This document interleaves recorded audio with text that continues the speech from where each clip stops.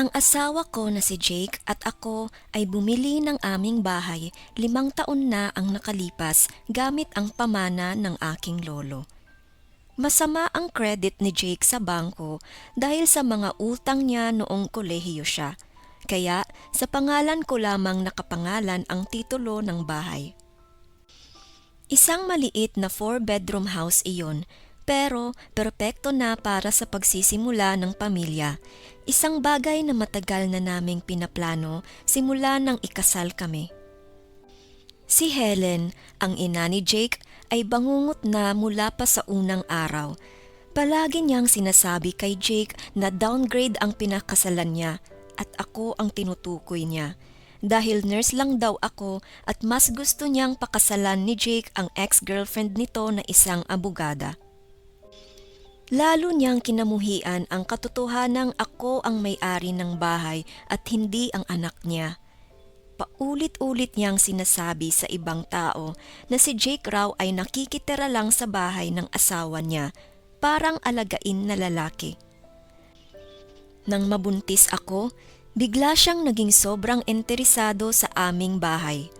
Nagsimula siyang magbigay ng mga suhestyon na kailangan daw namin ng mas malaking bahay para sa sanggol, na hindi raw maganda ang lugar namin at may kaibigan daw siyang broker na makakakuha sa amin ng magandang deal.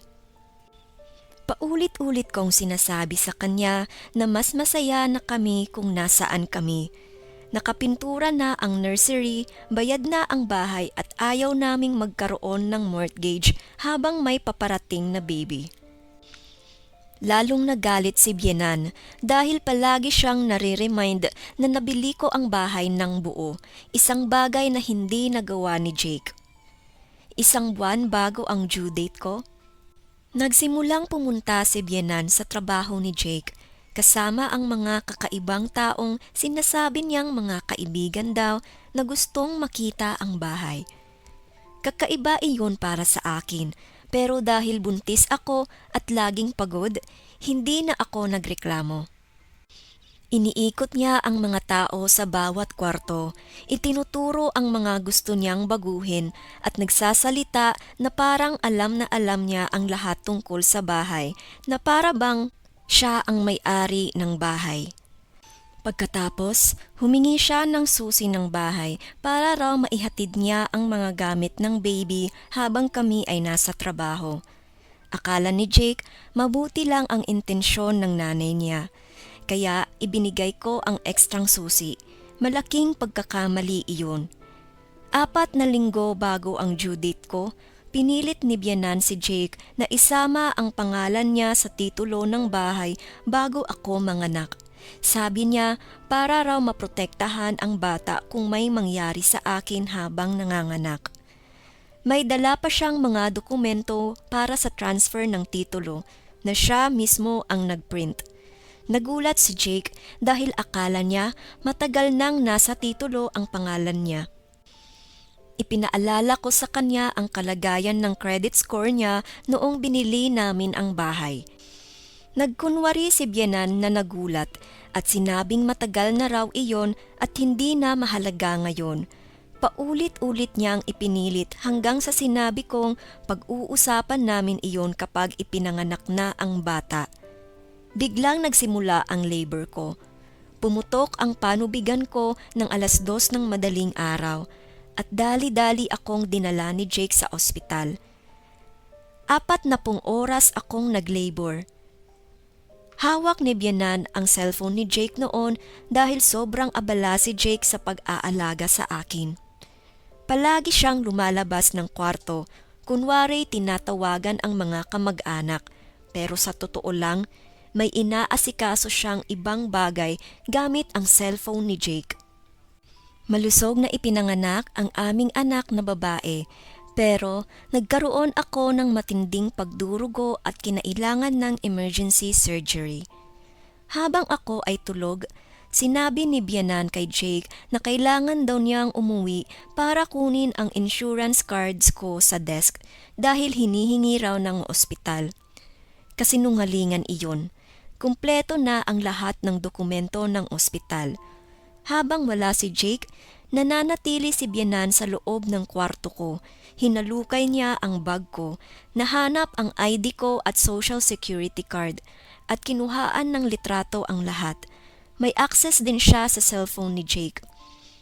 2 araw ang lumipas habang nagpapagaling pa ako at nagsisimula pa lang mag-breastfeed. May isang babaeng pumasok sa kwarto ko sa ospital na may dalang mga papeles.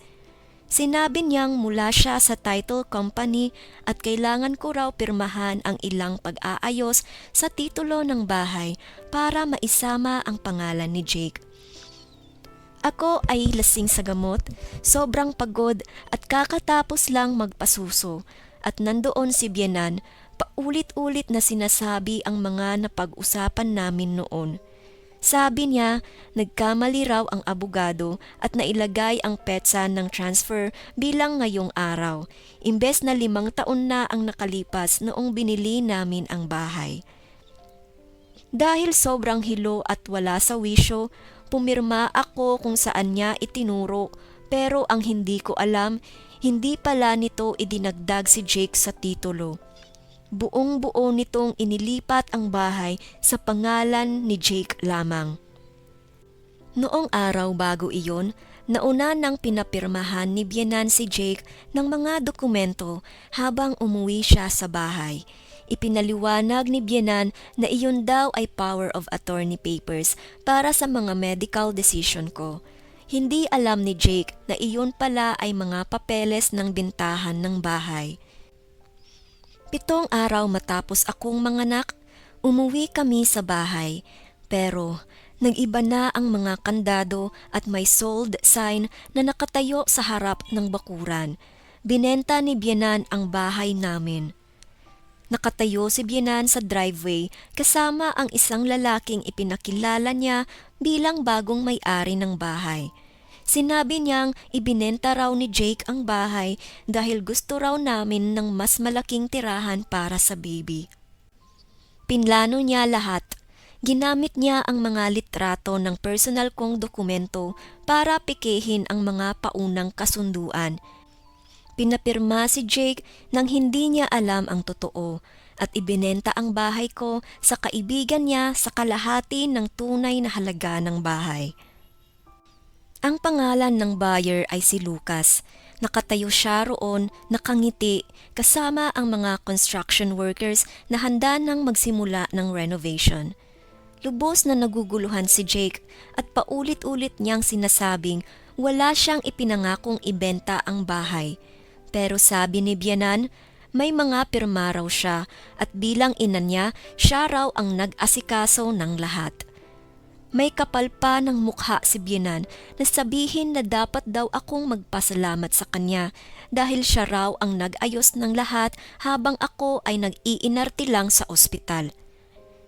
Tumawag ako ng pulis pero sinabi nila na civil matter ito dahil may mga dokumentong pirmado. Sinabi ni Lucas na legal at balido ang lahat ng papeles at may 48 oras na lang kami para ilabas ang mga gamit namin. Mas lalo akong nainsulto nang sabihin ni Bianan na nagrenta raw siya para sa amin ng isang 1-bedroom apartment sa kabilang bahagi ng bayan at sabi niya leksyon daw iyon para matuto kaming magpasalamat sa kanya. Paulit-ulit niyang binibigyang diin na hindi naman daw kailangang bumili ng bahay ang mga batang mag-asawa. Dito siya nagkamali. Hindi lang basta kaibigan niya si Lucas. Isa siyang kontraktor na nawalan ng lisensya 3 taon na ang nakalipas dahil sa panlilin lang. Nakatayo ako sa driveway, hawak ang 5 araw na sanggol ko, habang sinasabi ng isang nakangiting estranghero na may 48 oras na lang kami para lisanin ang sarili kong bahay. Paulit-ulit na tumatawag si Jake sa pulis at narinig ko si Bianan sa likod na sinasabing dapat daw kaming magpasalamat dahil nakahanap siya ng apartment na parang may ginawa siyang kabutihan matapos nakawin ang bahay ko. Umiiyak ang anak ko at sinusubukan ko siyang patahanin habang patuloy na ipinapaliwanag ni Lucas na legal at may bisa ang lahat ng dokumento.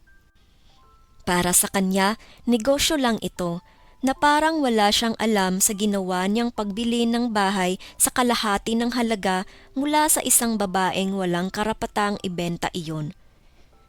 Nagsisimula ng magsukat ang mga kontraktor sa bintana ng sala.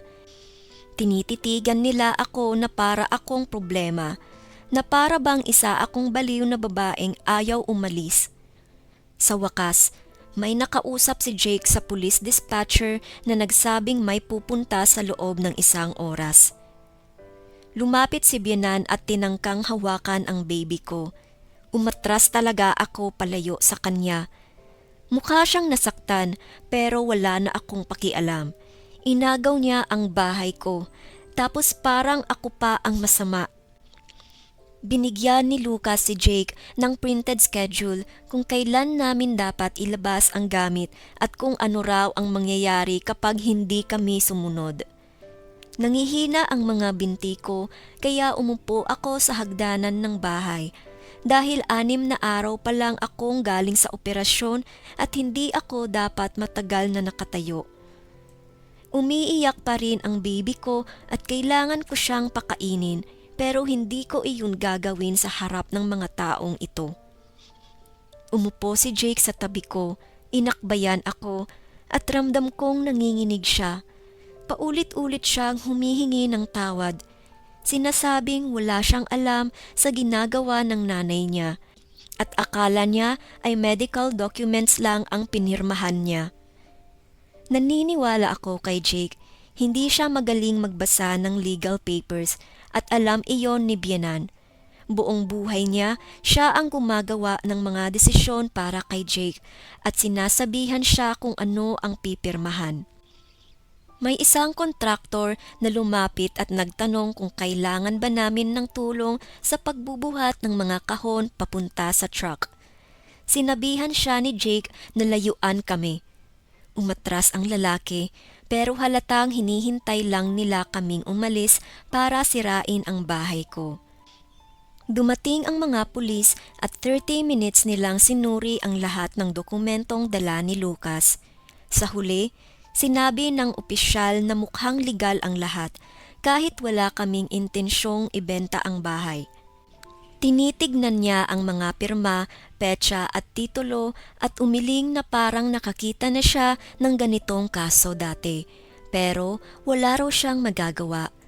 Nakatayo si Lucas na nakapulupot ang mga braso, mukhang kampante, habang si Bianan ay paikot-ikot, paulit-ulit na sinasabing tumutulong lang daw siya sa tamang desisyong pinansyal. Tinanong ako ng pulis kung ako ba ang pumirma sa mga dokumento at ipinaliwanag kong nasa ospital ako ng 7 araw pagkatapos manganak, naka-pain meds at galing sa emergency surgery. Tinanong si Jake kung may pinirmahan siya at inabot niya ang mga dokumentong ibinigay sa kanya ni Bianan, na akala niya ay medical power of attorney. Sinabi ng ospital na civil case talaga ito at kailangan naming kumuha agad ng abogado dahil higit pa raw ito sa simpleng usapin ng lupa. Iminungkahin niyang idokumento namin ang lahat at magsampa ng reklamo sa district attorney dahil posibleng may fraud. Nanginginig ang mga kamay ko kaya halos hindi ko mahawakan ang cellphone para maghanap ng abogado. Inabutan kami ng opisyal ng calling card ng Legal Aid Services at sinabing tumawag kami agad pagdating ng Lunes. Sabado ng hapon iyon, napagtanto kong may buong weekend kaming haharapin ang bangungot na ito bago pa man kami makakilos. Tinanong ni Lucas ang pulis kung pwede na ba siyang magpatuloy sa renovations at sinagot ng opisyal na legal ang transaksyon sa pagkakaalam niya. Doon na naman ako umiyak, kasabay ng pag-iyak ng baby ko. Sinubukan ni Jake na ipaliwanag ang tungkol sa fraud at pamimeke, pero paulit-ulit lang sinasabi ng pulis na kailangan namin ng abogado. Tinangka ni Bianan na yakapin ako, pero itinulak ko siya ng malakas at muntik na siyang matumba. Sinigawan siya ni Jake na umalis na at mukha siyang naguguluhan na parang hindi niya maintindihan kung bakit galit kami. Tinanong ng pulis kung magkakaroon ba ng problema at sagot ni Jake, "Wala, aalis kami. Kailangan lang namin ng oras para kunin ang gamit namin." Dagdag pa ni Lucas, "May 48 hours na lang kayo ha, walang extension." Umalis ang pulis. Naiwan kami roon kasama yung biyenan ko, Lucas at ang mga kontraktor. Pakiramdam ko ay nasa masamang panaginip ako na walang saysay ang lahat. Habang nag-iimpake kami ng ilang mahalagang gamit, tumunog ang cellphone ni Jake. Tumatawag ang kapatid niya na si Laura. Hindi pa man siya nakakasagot, alam niya niyang may alam na si Laura. Nalaman ni Laura ang nangyari dahil tumawag si Bianan sa kanya, nagmamayabang na naibenta na raw niya ang bahay namin at natuto na raw ng leksyon si Jake. Pero imbes na kampihan ang nanay nila, nagwala si Laura sa galit. Pagkababa ni Jake ng tawag, sinabi niya sa akin na papunta na si Laura sa bahay at may dala siyang abogado. Hindi ko alam kung iiyak ako o aasa, pero kumapit ako sa ideyang iyon. Wala na akong lakas, pisikal man o emosyonal. Gusto ko lang maprotektahan ang anak ko. Makalipas ang halos 1 oras, dumating si Laura. Galit na galit siya, hindi yung tipong sumisigaw, kundi yung nakakatakot na kalmadong galit. Diretso siyang lumapit sa akin at sa baby ko at sinabi, "Okay ka lang ba? Hindi ka dapat nandito sa sitwasyon na ito." Kasama niya ang isang babae na nakaitim na blazer, si Clara, isang real estate at fraud attorney. Pagdating pa lang niya, humingi na siya ng kopya ng lahat ng dokumento. Hindi nagustuhan ni Lucas ang presensya niya. Halatang nagbago ang tono niya. Mula sa kampante, naging maingat. Sinuri ni Clara ang mga papeles, isa-isa. Tahimik lang siya habang nagbabasa, pero kumunot ang noo niya. Tiningnan niya si Bianan at deretsahang nagtanong, "Kailan eksaktong pinirmahan ang mga dokumentong ito?" Sumagot si Bianan na 1 linggo raw ang nakalipas at sinabi pang legal at maayos ang lahat. Tumingin si Clara kay Jake at tinanong kung naiintindihan ba niya ang mga pinirmahan niya. Umiling si Jake at sinabing sinabihan siya ng nanay niya na medical power of attorney lang iyon. Doon nagsalita si Clara. Malinaw at matatag ang boses. May malinaw na indikasyon ng fraud ito. Tahimik ang lahat. Ipinaliwanag ni Clara na hindi pwedeng ibenta ang marital home nang walang pirma at pahintulot ng parehong mag-asawa, lalo na kung ang isang partido ay nasa ospital at nasa ilalim ng pain medication. Dagdag pa niya, walang legal authority si Bianan para kumilos bilang seller at ang power of attorney na sinasabi niya ay invalid dahil hindi iyon notarized ng tama at ginamit sa maling transaksyon. Nag-iba ang kulay ng mukha ni Lucas. Sinabi ni Clara na ang pagbili ng bahay sa kalahati ng market value mula sa isang taong walang karapatang magbenta ay malinaw na bad faith purchase. Sinubukan ni Lucas na magsalita pero pinutol siya ni Clara. Kung magpapatuloy ang renovations, lalala lang ang magiging kaso ninyo. Humarap si Clara sa mga kontraktor at sinabi, "Itigil ninyo agad ang anumang trabaho. Ang property na ito ay nasa ilalim na ngayon ng legal dispute." Nagtinginan ang mga kontraktor. Isa-isa silang umatras at itinigil ang ginagawa. Sinigawan ni Bianan si Laura. Sinasabing wala raw siyang pakialam at inggit lang daw siya, pero humarap si Laura sa kanya at malamig na sinabi, "Sumusobra ka na. Nilagpasan mo na ang hangganan. Hindi ito pamilya, krimen na ito." Tinawagan ni Clara ang police station at humiling ng supervisor. Ipinaliwanag niya ang sitwasyon gamit ang legal terms: fraud, coercion, misrepresentation at elder abuse sa anak niyang si Jake. Makalipas ang ilang minuto, bumalik ang mga pulis. Mas seryoso na ang tono. Nang marinig nila ang paliwanag ni Clara, binago nila ang kanilang approach. Sinabi ng supervising officer na pansamantalang iho-hold ang property at walang pwedeng magpalayas sa amin hanggat hindi malinaw ang legal ownership. Binigyan si Lucas ng babala na anumang galaw sa bahay ay maaaring ituring na trespassing at contempt. Doon, tuluyang nawala ang yabang ni Lucas. Tinignan ng pulis si Bianan at tinanong kung inaamin ba niyang siya ang nag-ayos ng bentahan. Sa una, pilit niyang idinidiin na para raw iyon sa ikabubuti namin, pero nang tanungin tungkol sa peke at maling representation, natahimik siya. Sinabi ng opisyal na posibleng maharap si Bianan sa kasong fraud at identity misuse at iminungkahi na makipag-ugnayan na siya sa sarili niyang abogado. Umalis si Lucas, galit at halatang nagpapanik, habang ang mga kontraktor ay nag-impake ng gamit nila. Nanatili kami sa bahay. Noong gabing iyon, natulog kami sa sarili naming kama, kahit halos wala akong tulog. Hawak ko ang anak ko buong gabi, nakikinig sa bawat tunog, takot na baka bumalik sila. Kinabukasan, nagsampa si Clara ng emergency injunction at lease pendants laban sa titulo ng bahay, para walang sino mang makapagbenta o makapag-renovate nito hanggat hindi tapos ang kaso. Nagsampa rin kami ng formal na reklamo laban kay Bianan para sa fraud, forgery at coercion. Hindi ko akalaing ang taong nagluwal kay Jake ang gagawa nito sa amin. Tinawagan ako ni Bianan kinabukasan, umiiyak, sinasabing hindi raw niya inakalang lalaki ito ng ganito. Hindi ko siya sinagot. Sa unang pagkakataon mula ng mga anak ako, nakaramdam ako ng kaunting katahimikan, hindi dahil tapos na ang problema, kundi dahil may lumalaban na para sa amin. 3 araw matapos magsampa si Clara ng emergency injunction, dumating ang mga investigador kasama ang isang opisyal mula sa District Attorney's Office.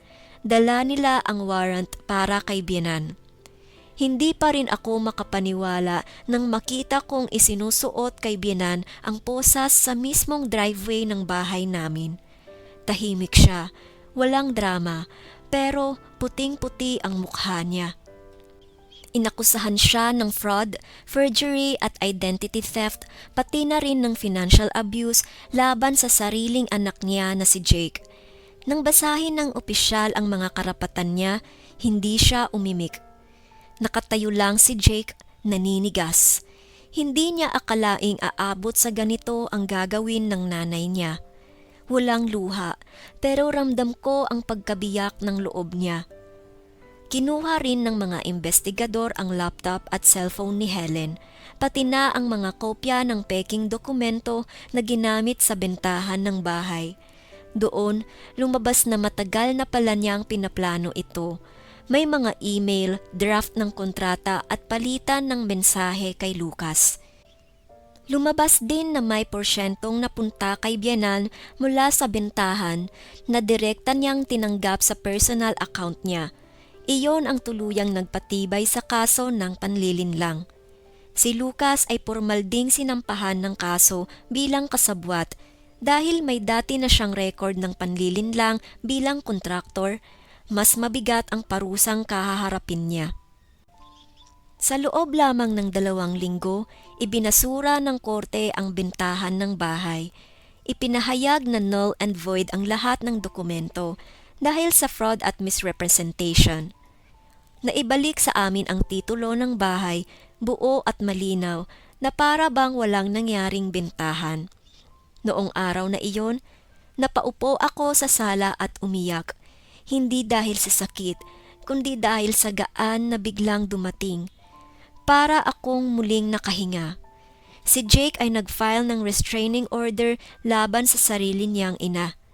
Hindi iyon naging madali para sa kanya, pero alam niyang kailangan iyon para sa kaligtasan namin at ng anak namin.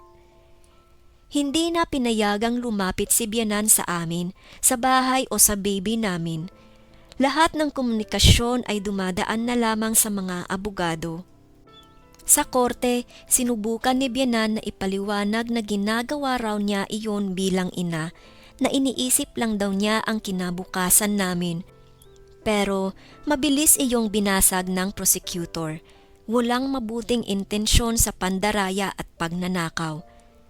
Nang tanungin siya kung bakit niya ibinenta ang bahay sa kalahati ng halaga, wala siyang naisagot. Nang ilabas ang ebidensyang may personal siyang kinita, tuluyan siyang napayuko. Hinayaan siyang makapag-bail pero may kondisyon. Bawal siyang makipag-ugnayan sa amin at kailangan niyang isuko ang passport niya. Sa buong proseso, hindi siya minsang humingi ng tawad sa akin. Ang tanging sinabi niya kay Jake ay, "Ginawa ko lang ang alam kong tama para sa inyo." Noon ko tuluyang naintindihan na wala siyang pagsisisi. Nasaktan lang siya dahil nahuli siya. Habang inaayos namin ang mga legal na papeles, unti-unting bumabalik ang normal na buhay namin. Nakakatulog na kami ng mabuti at natututo na akong maging ina nang hindi nanginginig sa takot.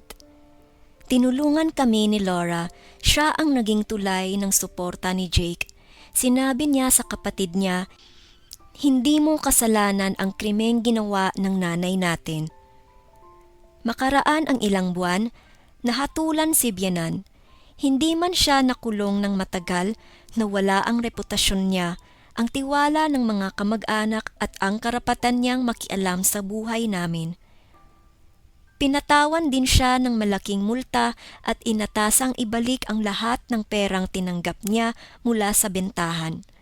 Si Lucas naman ay naban habang buhay sa anumang real estate o construction-related na trabaho.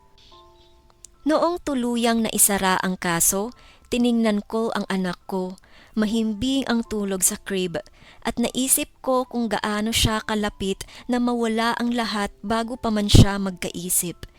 Hindi namin piniling sirain ang pamilya, pinili lang namin ipaglaban ang tama. Matapos tuluyang maisara ang kaso, bumalik kami sa bahay na muntik nang mawala sa amin. Naglagay kami ng bagong kandado, security cameras at pinalitan ang lahat ng access.